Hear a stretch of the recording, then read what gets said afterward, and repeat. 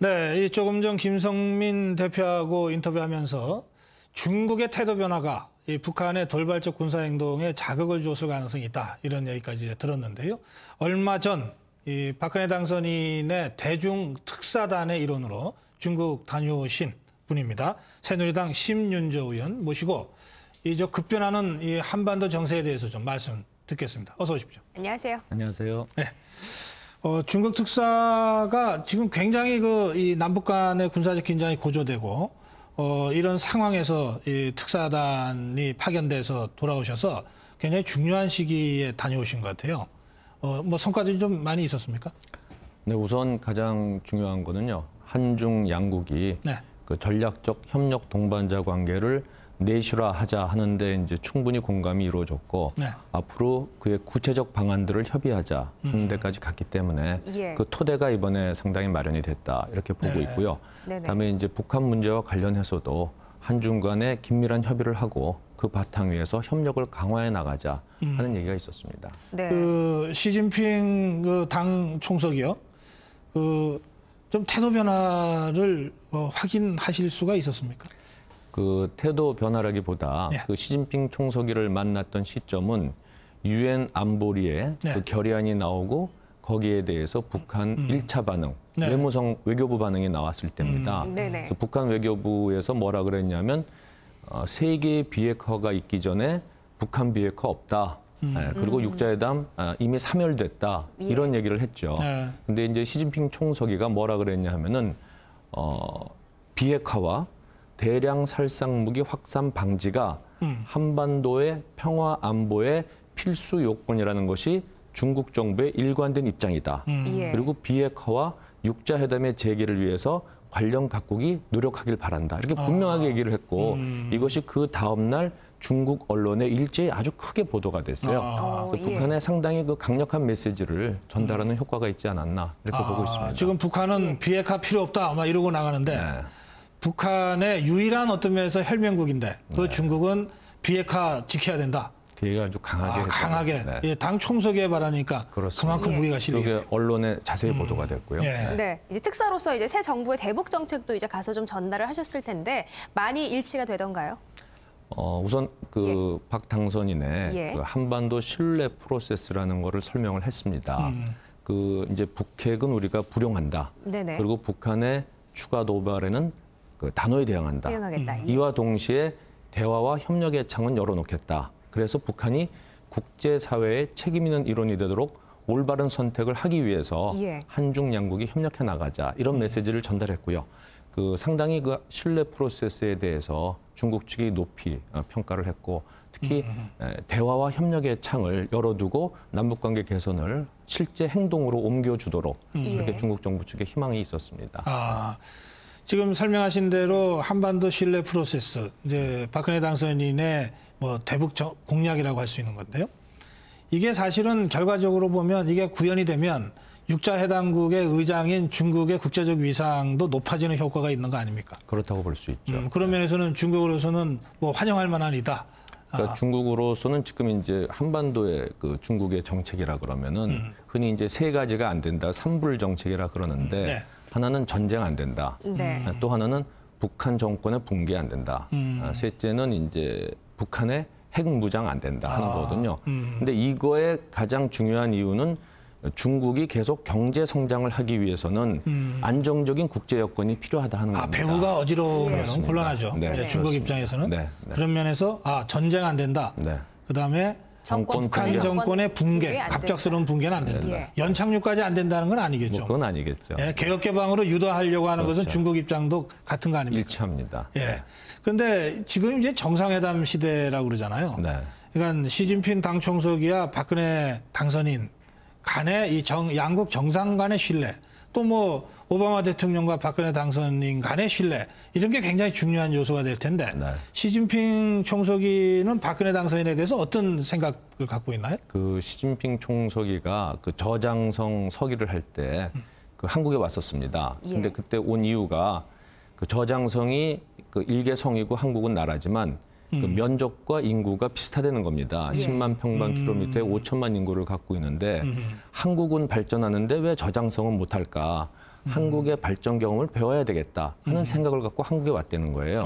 그리고 그때 당시 이제 박근혜 대표를 만나서 오찬을 같이 했는데 예. 네. 그때 이제 박 당선인의 여러 가지 중국에 대한 이해와 우호적인 그 태도 이런 데 상당히 감명을 받았다 하는 얘기를 했습니다. 네. 예, 그렇군요. 예. 근데 이 특사단이 시진핑을 만난 이외에는 사실 일정이 별로 소개된 게 없어요. 어떤 분들을 만났고 어떤 역할을 좀 가지고 어떤 과제를 했는지 좀 설명을 좀 해주시기 바랍니다. 그 도착 당일에는 예. 그 양제츠 외교부장, 그다음에 외교부장. 예. 장주진 외교부 부부장, 예, 그리고 그 다음 날에는 다이빙고 국무위원, 네네. 그리고 그 다음 날에는 천찔리 전인대 부위원장, 우리나라 부의장에 해당하죠. 네. 예. 예, 그리고 이제 왕자루이 당 대외연락부장, 주로 북한 문제를 담당하는 사람입니다. 그래서 이분들하고 아까 말씀드린 그 전략적 협력 동반자 관계를 어떻게 내실화시킬지에 대해서 네. 여러 가지 방안을 협의를 했고 또 북한 문제도 아주 심도 있게 많은 얘기를 나눴습니다. 예. 중국의 주요 지도자들을 두루 만나신 것 같습니다. 그렇습니다. 쭉 지금 말씀하시는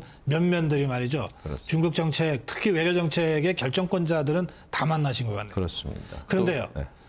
북한이 지금 계엄령 발령하고 뭐 군 그 전투태세 이런 식으로 지금 하고 있는데 뭐 3차 핵실험이 좀 임박했다는 징후다 이렇게 볼 수도 있겠고 어떻게 지금 보고 계십니까? 그 앞으로의 그 상황 전개를 예측하기는 어렵습니다. 북한이 이제 예측 가능하지 않다는데 가장 예측 가능하다 하는 말이 있는데 예. 어떻게 보면 그 위협일 수도 있고요. 근데 이제 저희는 물론 최악의 상황에 대비하는 건 중요합니다. 네. 그렇지만 북한이 실제 행동에 옮기기 전에 말의 단계에서 우리가 너무 북한을 자극하는 조치를 취할 필요는 없다. 우리가 이제 상황을 주도적으로 이끌어가야 되니까 예. 상황을 상당히 신중하게 보되 네. 너무 우리가 앞서 나갈 필요는 없다 하는 겁니다. 네. 예. 그 지금 북한이 그 유엔 제재 결의안, 예. 3차 결의안이죠. 이것에 우리나라가 주도적으로 참여할 경우에는 무슨 군사행동을 하겠다. 이렇게 지금 엄포를 놓고 있는데 그렇다고 우리가 그 유엔 제재 결의안에 동참 안 할 수는 없잖아요. 그렇죠. 우리가 주도한 건데. 당연히 해야 되고요. 예. 그러니까 박 당선인의 신뢰 프로세스라는 게 무조건 관계 개선을 하기 위해서 다른 걸 등한시하는 게 아닙니다. 예. 맨 처음에 나온 게 북핵 불용이 있듯이 이거는 핵이나 미사일은 분명한 우리에 대한 안보 위협입니다. 이것은 단호하게 대응해야 됩니다. 네. 그와 동시에 관계 개선의 노력도 멈추지 말아야 하는 것이죠. 과거에는 한쪽을 강조하면 한쪽을 등한시했는데 예. 지금 신뢰 프로세스라는 건 이 두 가지를 동시에 추진해 나간다 하는 겁니다. 네. 그래요. 그럼 이런 상황에서 중국이 어떤 역할을 해주길 좀 기대할 수 있을까요? 중국의 역할이 상당히 중요할 수도 있고요. 지금 현재 저는 중국이 이번에 특사단 방중을 계기로 또 박 당선인과 중국 신지도부가 이제 동시에 예. 새로운 지도부가 취임하는 것을 계기로 해서 한중 관계를 상당히 발전시켜 나가겠다는 의욕이 있습니다. 그러기 위해선 남북 관계, 특히 이제 예. 북한의 안정과 평화가 필요한 것이죠. 그걸 위해서 중국 정부가 상당히 나름대로 노력을 할 것이다. 그러나 중국의 대북 영향력이 예. 절대적이라고 얘기할 수 없기 때문에 네. 최종 결정은 북한이 하는 겁니다. 그러니까 그 노력은 중국만 하는 것이 아니고 예. 한국도 해야 되고 국제사회가 함께 해나가야 된다. 이렇게 보고 있습니다. 네. 뭐 우리와 미국 간의 관계와 중국과 북한의 관계가 뭐 딱 이렇게 기계적으로 똑같은 건 아니겠습니다만 본질적으로 비슷한 성격이 있잖아요. 그러니까 다른 문제라면 몰라도 외교 안보 영역에 있어서 미국의 입장을 우리가 존중 안 할 수 없듯이 외교 안보 영역에 있어서 북한이 중국의 입장을 존중 안 하고 어떻게 서바이벌 한다는 거는 좀 거의 불가능한 거 아닌가요? 그 점에서 우리가 중국에 기대하는 것이 상당히 높을 수가 있는데 물론 의원님 말씀하신 대로 우리도 우리 할 바를 하면서 해야 되겠습니다만 이렇게 미국과 중국과 우리가 그렇게 국제 공조를 잘 해가면서 북한을 지나치게 압박하지도 않고 또 어느 정도는 원칙적으로 또 접근을 하는 예. 이런 방식으로 하면 핵실험까지 가지 않도록 그 통제 할 수 있다 이렇게 가능하다고 생각하십니까? 보십니까? 그런 노력은 계속 해나가야 됩니다. 근데 네. 그것에 이제 가능 여부보다도 북한이 왜 계속 그 핵무기를 개발하느냐, 네. 예. 왜 저렇게 장거리 미사일 발사를 계속하느냐 하는 걸 봤을 때 북한은 결국 그 73년도 남북 경제력이 역전이 된 이후로 그냥 보통 통상적인 전력에선 우리 한국의 대항이 안 되거든요. 그렇죠. 예. 그래서 비대칭 전력이라 그래서 핵과 미사일이라는 대량 살상 무기를 개발하는 겁니다. 네. 그 차원에서 보면 북한은 계속 갈 수밖에 없다 이렇게 보는 것이에요. 네. 그래서 저희는 핵실험을 꼭 뭐 3차를 하느냐 안 하느냐가 물론 상황 전개에는 상당히 영향을 미치겠지만 예. 그게 전부는 아니다 하는 생각을 갖고 네. 그래서 이 북핵 문제를 핵 문제에만 국한해서 볼 것이 아니고 네네. 북한 문제라는 전체의 틀 속에서 이걸 풀어나가야 된다 하는 생각을 갖고 있는 겁니다. 그게 신뢰 프로세스에 다 녹아 들어가 있는 겁니다. 그런 면에서는 이 정치군사적인 그 영역에 있어서는 직접적 대화가 당장 어렵더라도 인도주의 지원이라든지 뭐든 경제적 협력이라든지 이런 쪽으로는 우리가 꾸준히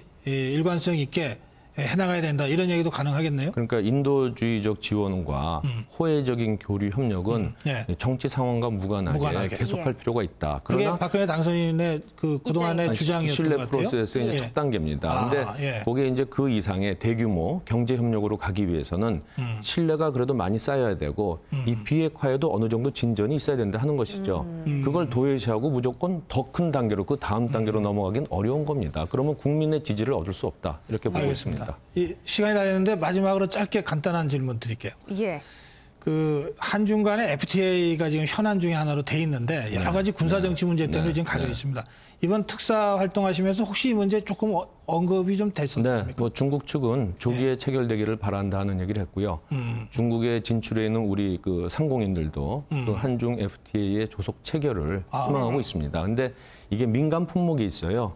그래서 우리나라의 그 민간 부분에 해당하는 것을 어떻게 우리가 보호하느냐, 네. 그 보호책을 강구해야 되고요. 네네. 그다음에 그 FTA의 그 자유화율 우리는 가급적 높은 수준으로 가려 그러는데 이걸 어떻게 해야 될 것이냐 하는 게 있기 때문에 그렇군요. 그 교섭 과정은 상당히 그 나름대로 여러 가지 굴곡이 있을 것이다 이렇게 보고는 있습니다. 알겠습니다. 네, 알겠습니다. 오늘 말씀 잘 말씀 들었습니다. 여기까지 듣겠습니다. 감사합니다. 고맙습니다. 네.